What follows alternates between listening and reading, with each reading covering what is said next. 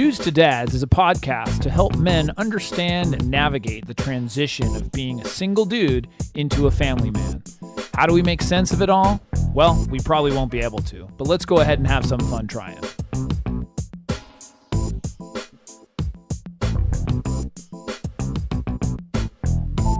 And we are back. We're back. Alan. How you been? Tired. Yeah, me too. It's, but I'm good. Yeah. I'm good. Yeah, no, I'm excited about this episode. Yeah, we had to improvise a bit. If this sounds slightly different, we're on a different device. There's a handheld device rather than our normal setup because my software and hardware is now in the shop. So thankfully I had a recording device that would allow us to still do it. Not to mention being locked out of the building prior You're locked to out this. of the building. There's a lot going on. It's but President Rainfire like a normal today. stage show, though, behind the scenes stuff, you really don't, you can't tell what's going on. Yeah. It's just more of, what's in front of the curtain that matters. Yeah, exactly. Exactly. This is Dudes to Dads. Yes. I am Jason Kreidman. I'm Alan Bush. And today's show is about entertaining a toddler Okay. without electronics. Okay. I know it sounds kind of strange. And In this modern day and age, how do you do you that? know my stance on electronics. yeah, right. It's like total contradicted everything you said Right. on the podcast. Right. But so here's the thing. I recently was at a restaurant and seeing, numerous people, kids, Yeah. on either devices, electronics, a phone, something to keep them occupied. So I kind of looked into it a little bit more and wanted to offer some tips and some things about how you can entertain a young toddler without those devices. Right. So that you're not at the mercy of a device. Right. Saying, oh, well, you know what? I'm bored. I don't know what. My kid won't sit still. Yeah.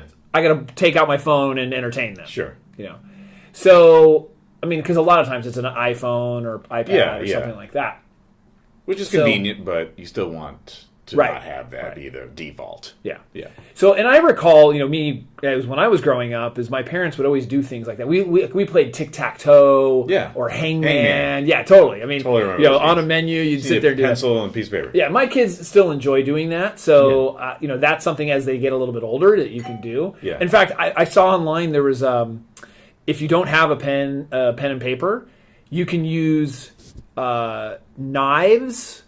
What? You can use knives, like 2 knives Carve vertical. it into your skin. Yeah, no, 2 knives vertical and 2 knives horizontal. And then sugar packets. So 2 different color sugar packets. That's you can funny. make The blue and the yellow and the pink ones? Like Splenda and Suclo. and real sugar. Right. Sugar in the bra. So you could do that. You could play tic-tac-toe pretty creatively to do that. That'd be kind of fun. Yeah, so, it's just something that I thought, we're often in a situation where we're trying to entertain them. Now, I'm talking a lot, the examples are going to be like when you're at a restaurant, because that's a very common place. Sure. But it could be sitting in a line waiting for something. Airport. Airport, anything where you're waiting for some event or show or something. For sure. Where you have a toddler and it's hard to entertain them, especially if you do not have their toys with them and such. So here are some examples, and I was reading this. The site that most of these came from was the Art of Manliness, which we had talked about before. The Art of Manliness. Yeah, I'll put the link in the show's page so that people can get to that. So cool. The first one, and I do this with my kids. It's called Which Hand. Okay. So basically, put like a coin, something in your hand. Yeah. We're on the audio, so you can't necessarily see it, but you slap your hands together, and ultimately come out with one, and then the child has to select which hand they think that is in. So you think a toddler would understand? I think so. I think I played that with my kids quite a bit. Oh, okay, yeah. Yeah, they see the object in your hand, and then they may not. It'll be a game. Sure. They definitely would know what's going on. Yeah. Like they can see that they don't get it right. Cause it's easy to fool them, and you feel good about yourself. but it's that's fun, and that can pass the time. And I did that all the time. In fact, I still do it with like a coin or something like that. So that's one of them. Another one is I Spy.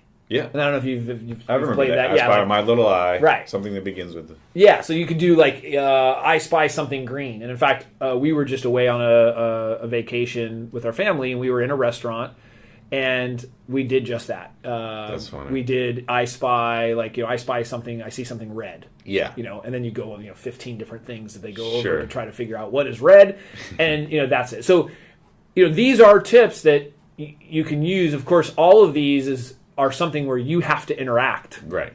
So that sometimes changes the game a little bit because maybe you don't want to interact or you can't interact. Right. There are occasions where you may be engaged in something and you need the toddler to just sit there and entertain themselves. Yeah. That's going to be really difficult. Yeah. That's where the electronic or the game or the book or something comes in. Keeps them occupied. But ideally, if we can avoid that, or you're in a situation where you don't have that, it'd be preferred not to use. For sure. Not to use that. And part of it is them teaching themselves how to entertain themselves. I mean, with my kids, they may then play I Spy together. I have two kids. They can play with each other to do that. If you're the one who's solely responsible for entertaining the child, it might be a little bit more difficult. Right. So the I Spy is another good one. Yeah. The other one's a riddle. A simple riddle. You could make it, as an example, I can be red or green. I grow on a tree and can be made into a sauce. Something like that. What am I? Right. An apple. An apple, yeah. I mean, it's something very, very basic, and you can do that. I have two hands and numbers on a clock, whatever. Depending on the age of the kid. So that's another thing is riddles, to do that. A fourth one, hunting for shapes.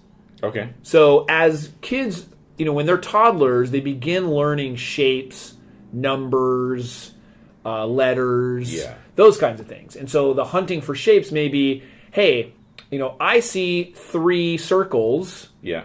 Where do you see them? That's almost like an I Spy. Or you say, what shapes do you see over there? Right. And they might be able to say, well, I see that, Yeah. It was funny. I was camping this past weekend. Yeah. And one of the dads, we were hiking, and there's huge rock formations and stuff. And one of the dads stopped us all, and he was like, all right, what do you see in the rocks? Yeah. And that was the kind of the same thing. I was like, what do you mean, what do I see? And they're like, well, no, look up at the rocks and tell us what you see. And so a lot of the little girls were like, I see a dolphin, or I see, because you can. I mean, you make, like cloud formations. Totally, like a cloud formation, whatever. So it was like the same thing with the rocks. It's like, what do you see? So, that's awesome. So, and that passes a little bit of time too. Sure. So hunting for shapes is a good one. Yeah. Another one, number 5, what is different? So what you could do in this situation is you would use, if you have a paper or the menu or something, and draw 4 different quadrants, and maybe write 3 things that are the same. Like maybe you write a dog, a dog, a dog, or you show a little picture of a dog, and then another one you write a cat, or something like that. And you kind of say which one is different. That's another game. I mean, these are all very, very basic things. When you're thinking about a 2 or 3-year-old, right? Yeah, which would be entertaining. Yeah, it'd be very entertaining. Another one is who am I? So you would choose an animal or person or something like that, and let them ask questions. So they might say, you have something in mind, and they say, well, are you an animal? Yes. Are you big? Are you small? Whatever. And if they can't do that, maybe you have them think of something, right? And vice versa. And that's another way, another way of doing it. Yeah. So it's, it's basically, in all of these, you're just engaging them and trying to be a little bit more creative to play a game. You know? And these can be done wherever. Another one, I like this one. What's missing? You can do this with adults too, but so you put a couple things on the table. I do that to myself all the time. Yeah, you put a couple things on the table. Yeah. You have them look away, or you could put a napkin over it or something. Yeah. And you take something away. So maybe you have a fork, knife, and spoon. You take the fork away, and you say, "What did I just take away?" Yeah. Something like that. Right. So that's another one, which is kind of that. I think that could be fun even with adults. If you get 5, 6 little things. Sure. The more things you get, it's going to be a little bit more complicated. Yeah. It also helps their memory. Totally. Yeah. Absolutely. Just working their memory. So and then number 8, name that tune. So and that's one self-explanatory. You could hum something. Yeah. You could, if vice versa, they could, if they're able to sing or do something like that, they could do that too. But simple songs that they might know, Old MacDonald, sure, or row, row, row your boat, whatever they might know, the bus or whatever. Yeah. So you could kind of hum that, or and then see if they know it. Yeah, which would be kind of funny. Yeah. The number 9, simple one, count them. They're counting. Mm-hmm. So.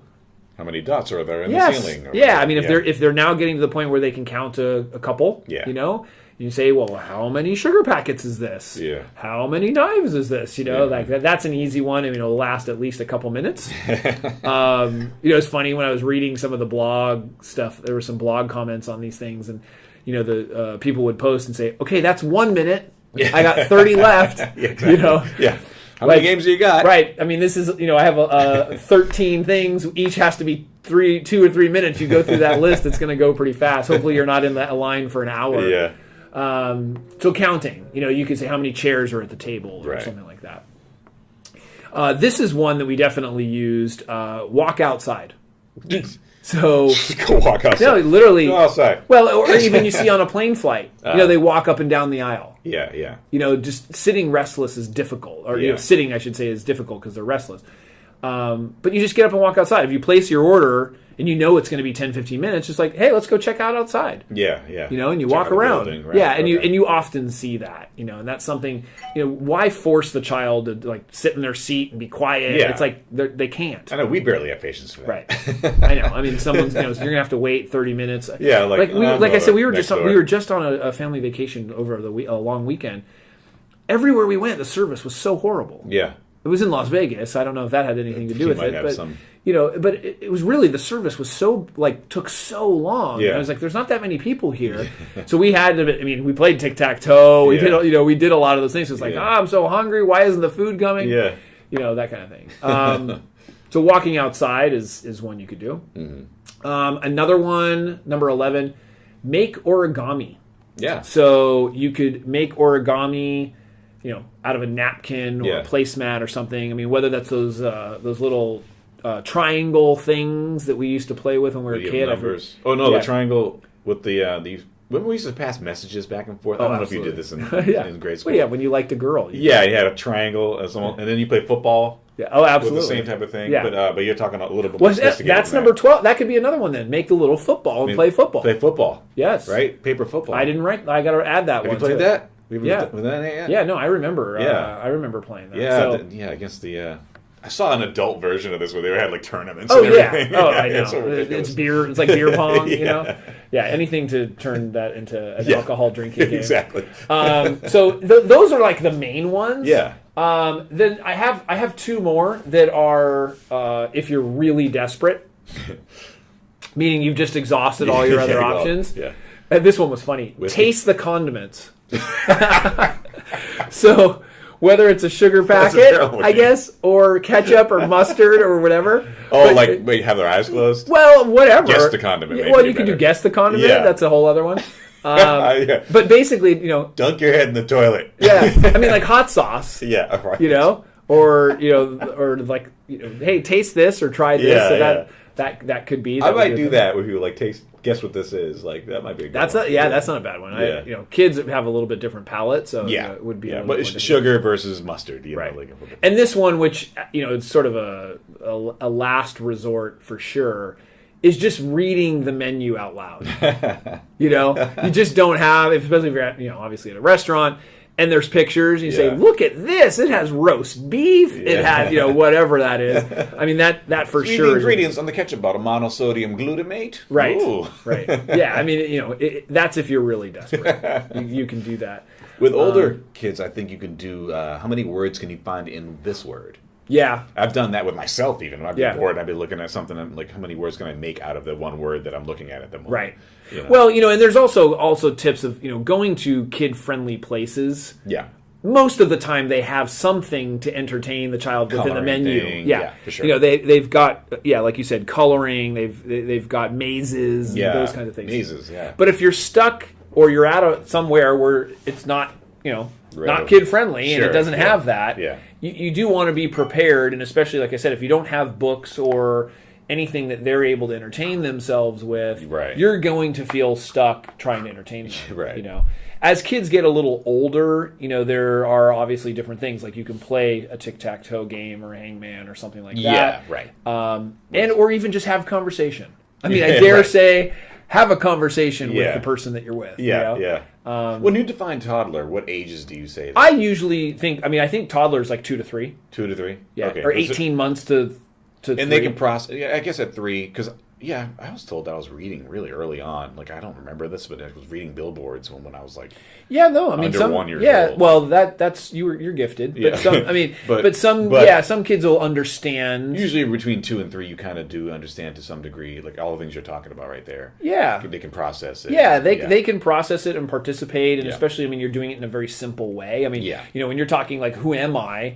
You know, you're not choosing some sort of rare species of, you know, something. Right, or ancient philosopher or something. Yeah, it's like an elephant Yeah. or a Yeah. cow, Right. you know? Yeah. You're not pretty making blatant. you're not making it's anything Socrates that's or Plato? Guess which one? it's anything that's on the farmer circular thing, Yeah, you know, or the- whatever. yeah, the cow farmer. says. Yeah. Brr. Yeah, anything that's on that is a go. So so those are just some tips. We'll put them up on the website. If you have any tips, make sure to email us, podcast@dudestodads.com. Yeah. Also, please subscribe through iTunes and Stitcher. Either one. And make some comments. 5 stars, leave us please. a review. We'd appreciate that. Yeah. And this was a quick one. I just wanted to get some tips out. Yeah, I dig it. thought this was a situation that I came across. Yeah. And, I had witnessed this, and I just thought it would be helpful to figure out, like, okay, well, if you are stuck, what can you do? Yeah. You know, I was thinking about that. I was like, okay, I play I Spy. I do the hand thing. Yeah. I need granted now my kids are a little bit older, so Yeah. we're not sort of in that kind of situation. Right. But, what are the other things that you can do? And so those are just a couple of tips, Yeah. to do that. That's So- awesome. So Great. So with that, Alan, thank you. Thank you. And we will see you next time. See you next time, guys.